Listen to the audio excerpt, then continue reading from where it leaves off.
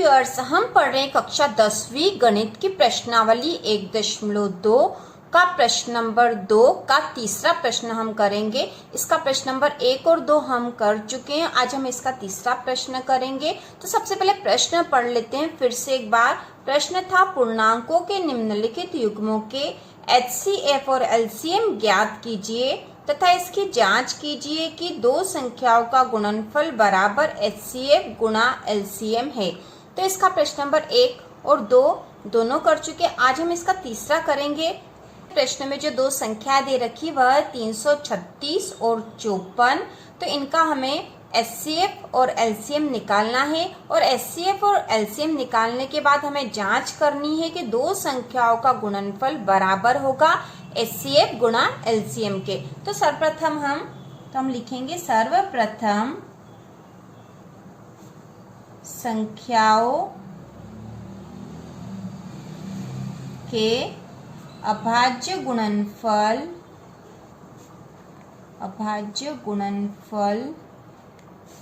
निकालने के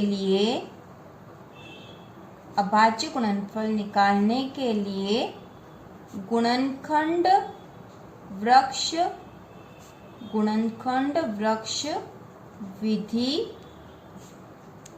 से, या फिर जिसे कहते हैं फैक्टर ट्री मेथड का प्रयोग करने पर। ठीक है, तो सबसे पहले तो हमें ये जो दो संख्याएं दे रखी है इनके अभाज्य गुणनफल निकालना है। तो अभाज्य गुणनफल कैसे निकालेंगे, इसके लिए जो इसी इकाई का प्रश्न नंबर 1 हमने करा था उसमें हमने गुणनखंड वृक्ष विधि का प्रयोग करके अभाज्य गुणनफल निकाले थे। तो हम उसी विधि का प्रयोग करके अभाज्य गुणनफल सर्वप्रथम निकाल लेंगे, जो कि बहुत आसान है और हमें आते ही, क्योंकि हमने प्रश्न नंबर 1 पूरा कर लिया था। यदि आपने वो प्रश्न नहीं देखे हो तो चैनल पर देख लो, जिससे कि आपको यह प्रश्नावली अच्छे से समझ में आ जाए। तो सबसे पहले हम लिखेंगे 336 का अभाज्य गुणनखंड निकाल लेते हैं।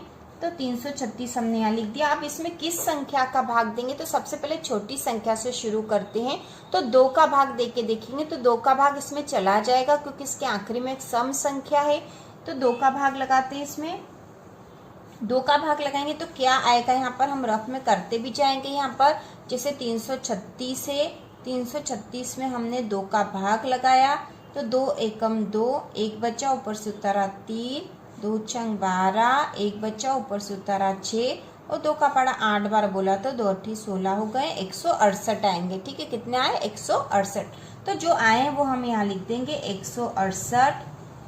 अब इसमें फिर से भाग लगाएंगे और ये भाग तब तक लगाएंगे हम जब तक कि हमें कोई अभाज्य संख्या नहीं मिल जाती। तो 2 के बाद इसमें वापस किस संख्या का भाग जा सकता है, तो इसमें फिर से 2 का भाग लगा सकते हैं, क्योंकि इसके आखिरी में सम संख्या है। तो इसमें फिर से हम 2 का ही भाग लगा देंगे। तो भाग लगा देंगे, आसान है, हम ऐसे ही लगा सकते हैं। 2 का पहाड़ा 8 बार बोलेंगे तो 2 8 16 हो जाएंगे और फिर 2 का पहाड़ा 4 बार बोला तो 2 चौक 8 हो जाएंगे। ठीक है, तो इस प्रकार से 84 आ गए हैं। अब इसमें फिर से किस संख्या का भाग लग सकता है, तो इसमें फिर से 2 का ही भाग लग जाएगा। तो 2 का भाग लगा देंगे। 2 का पड़ा 4 बार बोला तो 2 चौक 8, फिर 4 उतार तो 2 का पड़ा 2 बार बोला, 2 दूनी 4 हो गए। अब इसमें फिर से किस संख्या का भाग लग जाएगा, इसके पीछे फिर सम संख्या, मतलब 2 का भाग इसमें फिर से लग जाएगा। तो 2 का भाग लगा देंगे तो यहाँ आएंगे 2 दूनी 4 और 2 एकम 2 हुए, भाग लगाया तो अब यहाँ 21 आ गए हैं। तो 21 में तो 2 का भाग नहीं जाता है, तो 21 में किस संख्या का भाग लग जाएगा, 2 के बाद हम 3 का भाग लगा के देखेंगे तो 3 के पहाड़े में 21 आता, हमें पता है 3 7 तो 21 होते हैं, 7 बार बोलेंगे। तो अब ये जो 7 है अभाज्य संख्या आ गई है, तो यह अभाज्य गुणनखंड में आ जाएगा, इसे हमें और भाग लगाने की आवश्यकता नहीं है। तो इस प्रकार 336 के जो अभाज्य गुणनखंड प्राप्त हुए हैं वो हम लिख देते हैं। तो हम यहाँ लिखेंगे 336 के अभाज्य गुणनखंड, 336 के अभाज्य गुणनखंड बराबर। तो सबसे पहले जो संख्या आई है तो वो क्या क्या है, सबसे पहले 2, फिर गुणा 2, फिर गुणा 2, गुणा 2, फिर गुणा 3 और गुणा 7।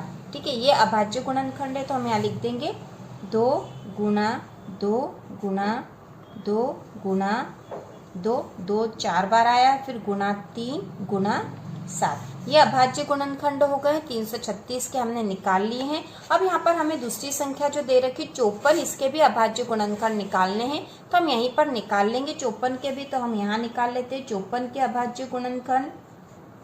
तो 54 में भी सबसे पहले छोटी संख्या से शुरू करेंगे भाग लगाना, तो इसमें भी 2 का भाग चला जाएगा क्योंकि इसके आखिरी में 4 है जो कि एक सम संख्या है, तो इसमें 2 का भाग लगा देंगे। 54 में 2 का भाग लगाएंगे, आप ऐसे ही लगा सकते हो, बहुत आसान है। जैसे 2 का भाग लगाया, 2 का पाड़ा 2 बार बोला तो 4 आए, एक बचा ऊपर से उतारा 4, फिर 2 का पाड़ा 7 बार बोलेंगे तो 2 7 14 हो जाएंगे, 27 आएंगे यहाँ पर। तो हमने लिख दिया 27। अब 27 में तो 2 का भाग नहीं जाता है, तो अब हम इसमें भाग लगा देंगे 3 का, क्योंकि 3 के पहाड़े में 27 आता है। तो 3 का पहाड़ा 9 बार बोला तो 27 आ गए, 3 नाम 27। अब 9 में फिर किसका भाग चला जाएगा, तो 9 में फिर 3 का भाग चला जाएगा। 3 का पहाड़ा 3 बार बोला तो 9 आ गया। 3 जो है ये अभाज्य संख्या में मिल गई है, और इस प्रकार से अभाज्य गुणनखंड आ गए हैं। 54 के 2, 3, 3 और 3 ये अभाज्य गुणनखंड हमें प्राप्त हो गए। तो हम यहाँ पर लिख देंगे अब 54 के अभाज्य गुणनखंड।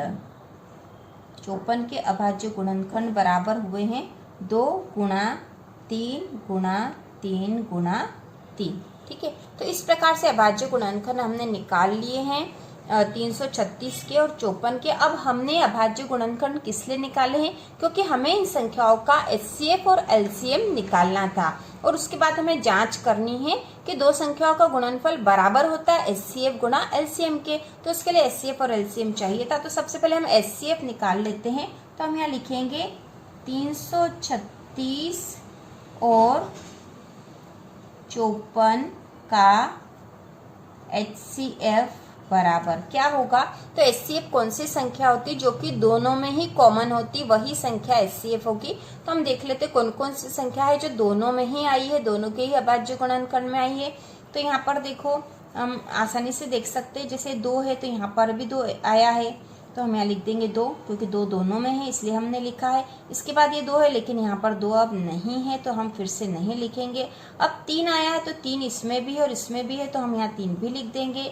इसके बाद यहाँ 7 है, लेकिन यहाँ 7 नहीं, तो केवल 2 और 3 ही ऐसी संख्याएं थी जो दोनों में ही थी, तो यही इनके एचसीएफ में आएगा। 2 गुणा 3 कर देंगे, और 2 गुणा 3 मतलब आ गया 6। तो 336 और 54 का एचसीएफ हो गया है 6। अब हम इनका एलसीएम निकालेंगे, तो यहाँ लिख देते हैं 336 और 54 का एलसीएम। 336 और 54 का एलसीएम, तो एलसीएम में वे संख्या लेते हैं जो दोनों में ही आई हो, और जो दोनों में कॉमन होगी वह एक ही बार लिखेंगे, बाकी सारी संख्याएं उनको हमें लिखना ही है। तो शुरू करते हैं। जैसे यहाँ पर 2 है और यहाँ पे भी 2 है, तो यहाँ पे हमने 2 एक बार लिख दिया है। उसके बाद फिर यहाँ पर 2 है, ठीक है, 2 है, यहाँ पे नहीं है, यहाँ पे है 2, तो ये 2 हमें लिखना ही पड़ेगा। इसके बाद 2 यहाँ पर है तो यहाँ पे लिखना है हमें। इसके बाद फिर 2 है तो फिर 2 लिख देंगे हम। अब ये जो 3 है यहाँ पे दोनों जगह, तो हम एक बार 3 लिखेंगे। इसके बाद जो अगली संख्या है इसमें फिर 3 और 3 2 बचे, तो ये हमें लिखना है यहाँ पर 3 गुणा 3, और उसके ये भी लिख दिया हमने। अब ये 7 बचा तो हम यहाँ पर 7 भी लिख देंगे और इन सब का गुणा कर देंगे, और जो गुणनफल आएगा वही इसका एलसीएम होगा। तो गुणा कर देते हैं। 2 का पहाड़ा 2 बार बोला तो 2 दूनी 4, 4 का पहाड़ा 2 बार, 4 दूनी 8, 8 दूनी 16, और 16 का पहाड़ा 3 बार बोला तो 48, 48 में 3 का गुणा करेंगे तो हम यही कर लेंगे, ठीक है। 48 में हम 3 का गुणा करेंगे, तो 3 का पहाड़ा 8 बार बोला तो 24 आए, 2 हुआ, 3 चौक 12, 13 14, 144 आए हैं, ठीक है। इस 3 का गुणा करा तो 144 आए। फिर हम 3 का गुणा करेंगे क्योंकि और संख्याएं यहाँ बची है, तो 3 का गुणा फिर 144 में करेंगे।